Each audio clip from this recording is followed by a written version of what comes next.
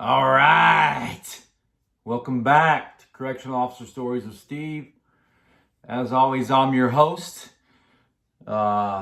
Saturday, headed into the weekend. We got the Super Bowl this weekend. If you live in Arizona, you got the Waste Management Open out there. It's the Scottsdale TPC.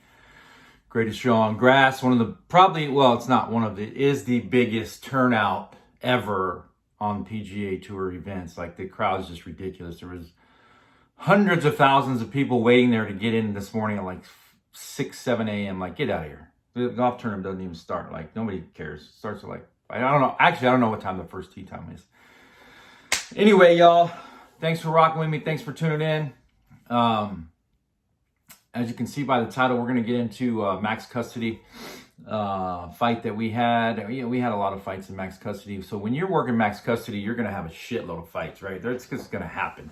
Because these guys don't get out of their cell. They're always angry. They don't get to come out and walk to chow. Well, they used to not. Now I think there's a walking 5 program, right? So we give them a lot of privileges. However, when I worked it, they didn't have that. So if you walk somebody up to the cell and they're like, that motherfucker ain't coming in here. I ain't going in there. No, you're going in there, homeboy. If if it gets down, we'll handle it. Have to bring it back out. However, we had this one dude. We had this one Mexican cat. And I remember him. Nobody liked him. He was always running his mouth, talking about he was a boxer and heavy-set, chubby guy. Always talking shit. And I remember me and an officer I worked with down there, Connie, if you're watching this, you know I'm talking about, Contreras. We put him in cell 1. So right as you come in the pod there, first cell is 1. And I can't remember the dude's name. Big, tall, bigger, heavy-set Mexican dude. But he used to live upstairs with inmate Guzman. We ended up having to move Guzman to like 4 and move that other dude down to 1. And he was cool. Like, we got along with him. He didn't give us many problems. But he didn't want to live with that dude. And we kind of talked to him and said, hey, man, come on. We need you to live with him for a while, blah, blah, blah. He ended up agreeing. Well, we were doing wrecking showers one day. And I remember I walked by the cell and I could just tell something wasn't right. They were both sitting on their bunks. You could just tell something was about to go down, right? You can tell, kind of, especially if you're in the pod and you're doing your checks, and you just kind of know. And I remember I had to go up to the control room. So not even like 15 minutes later, my partner Contreras, all I hear him is just giving directives. Stop fighting. And he has the Phantom in his hand, right? And these cats are just going at it. And they were all ready, right? They were ready. They were fighting with basically ready to pull down the cover, their shirts that they had wrapped, or towels, whatever, when that spray went off. That spray went off. They were still whacking each other. Bah, bah, bah, bah. They were just going at it. Nobody, I'm telling you, I tried to go in there and cuff them, because you got to cuff them, pull them out of the cell, because they're max custody inmates. Get them out of there, get them into the shower to decontaminate. I couldn't get them cuffed. Connie couldn't get them cuffed. And because the reason is because we're trying to inhale that gas and coughing, and your eyes are shut and you can't breathe. There was only one dude that we knew of on that yard, and that whole effing complex, probably, Big Reed. I remember him coming down there. That homeboy walked right in there, cuffed him right up, coughed a little bit, threw him in the showers. This dude was a maniac. Like, I remember when I had first started corrections, he took a spray out of his pocket, shook it up, and just sprayed it in his mouth. Like, that is no joke. And I'm like, this dude's fucking insane. Like, who does shit? Like, that's crazy. But that cell was a bloody mess. Nobody wanted to live with this dude. Nobody. Not even 2 weeks later, we had inmate Guzman. He was living in 4. He had been in there for a while, but he had been up, like I said, up in cell 24 with the guy that just fought the dude that nobody wanted to live with.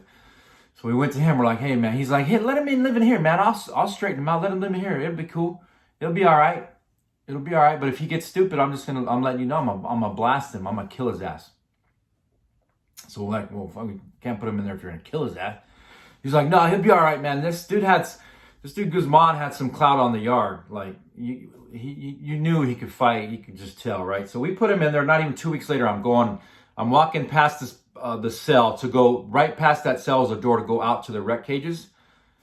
Guzman's banging on that door. Hey, get this motherfucker, get him out of here. Get him out. I'm gonna fucking kill him. Get him out of here. I'm gonna kill him. I'm gonna kill him. I'm like, man, I'm like, hold on, man. I go and get Control. We're working together that day. I'm like, hey, bro, we gotta get fucking idiot out of there. Guzman ain't gonna be able to live with him because he's about to kill his ass.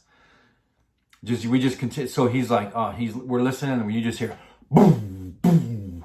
I'm gonna fucking kill him. Get him out of here. I'm giving you a warning. And luckily, we were able to get that idiot out of there and never have to deal with him again. That dude nobody could live with him. He was constantly talking shit, like I said, constantly saying he was a boxer, couldn't box, saying how badass he was, how big and, nobody could whoop him. He was all talk. One of the reasons he was in max custody because he kept getting his ass kicked. So we ended up moving him out of there. But I'm telling you, if you're going to work a lockdown, you're going to work a max custody. Remember, when that spray goes off, that OC spray, especially if you're using the Phantom, and that's pretty much what everybody carries nowadays, it's knocking you down. It's like being hit with a bullet. Like, it shuts your eyes, it takes your wind away, you can't breathe, you're coughing. It's a mess. I hate spray. Nobody likes it, but I fucking hate it. Some people are allergic to that shit. Like, it will shut you completely down.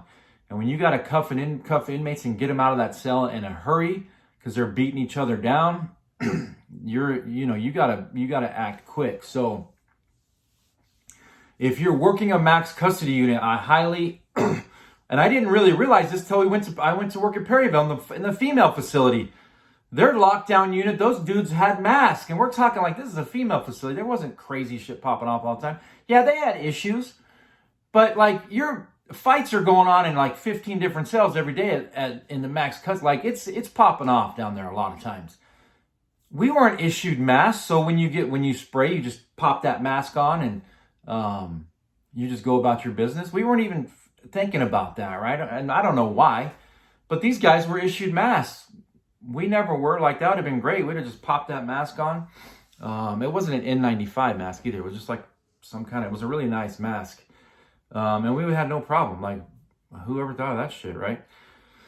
We didn't. So when I went to Perryville, I ended up getting one of those masks, but I never used my spray at Perryville. I didn't have to. Like, when I was a sergeant, I had officers that gassed a few inmates, quite a few times, but I never did. I was working the yards or I was working lockdown right away. I didn't use my gas. I just used my voice, really. Or went in and just cuffed him up. I didn't do none of that.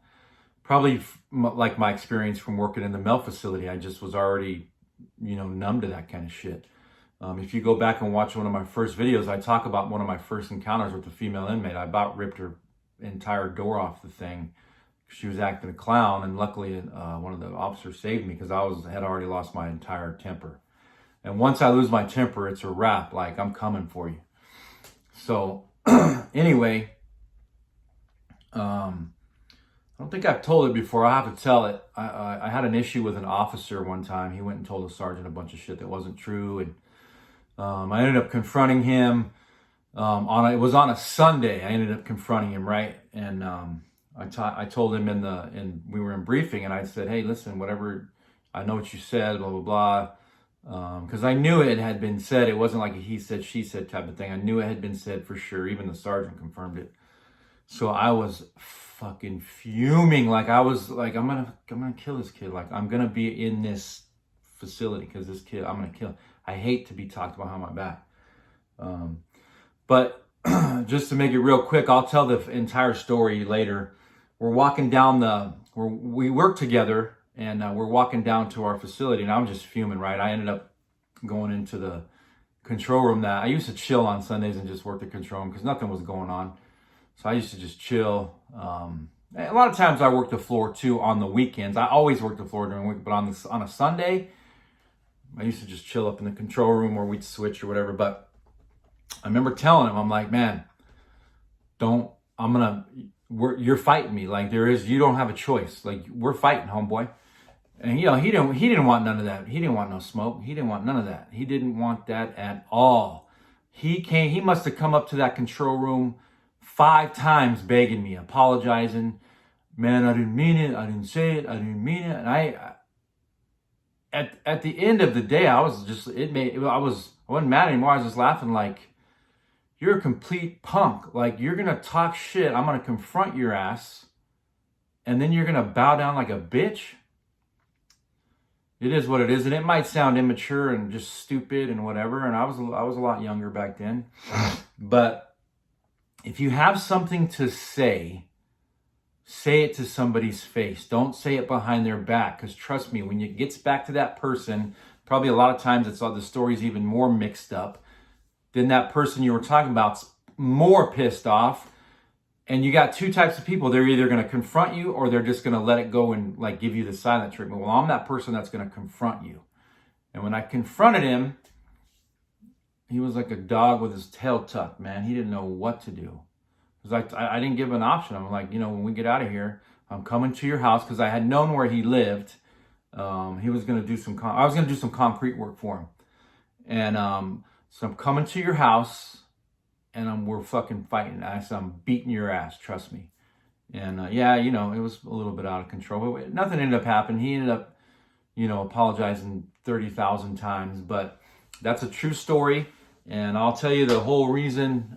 I'll make a video on it. I don't think I've made a video on it. I'll go back and check. But if I have, I won't. If I haven't, I will.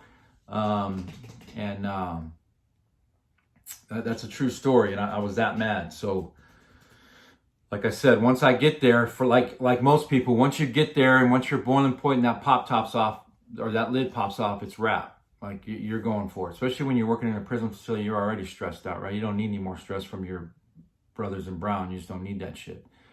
So anyway, y'all, kind of a jumbled story here, I know, but the whole point is there's going to be fights in lockdown. You're going to have it all the time. Yeah, you'll have them on the yard, but these guys are even more pent up and aggressive and just ready to go in lockdown. And especially when you put somebody in their cell they don't want to live with, shit turns bad quick, and then you end up having a spray or whatever you're going to do, and then you got to take action. So, and then it turns into a bloody mess. So thanks for rocking with me, Goon Squad. I appreciate it.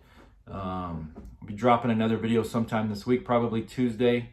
And then, like I said, I'm still trying to get with Carlos Garcia to get him on the channel to talk about the situation out there at Perryville. It's going to happen, so just stand by. We've been in communication, so we just got to communicate to see, what's a good time for him, me, and, some topics of conversation that we're going to talk about going on out there. Anyway, keep rocking with me, y'all. Peace.